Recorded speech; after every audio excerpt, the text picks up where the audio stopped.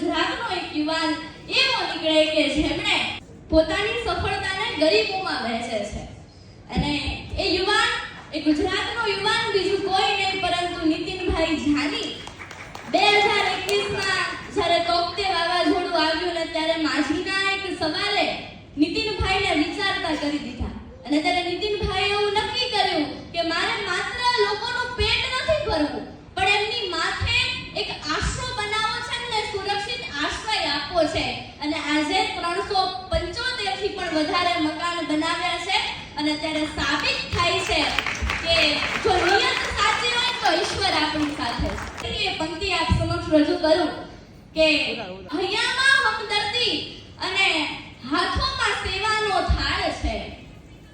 હૈયામાં હમદર્દી ને હાથોમાં સેવાનો થાળ છે અને ત્યારે ગરીબોના બેલી બની ઊભો એ ગુજરાતનો લાલ છે।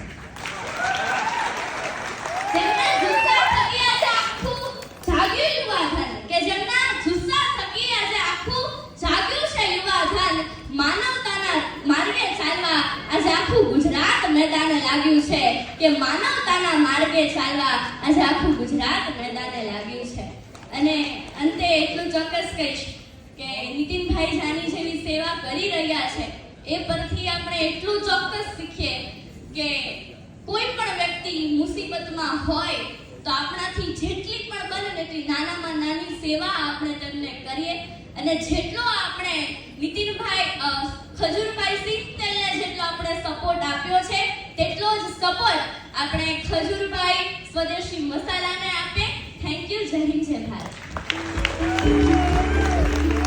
क्या बात है, खूब खूब आभार।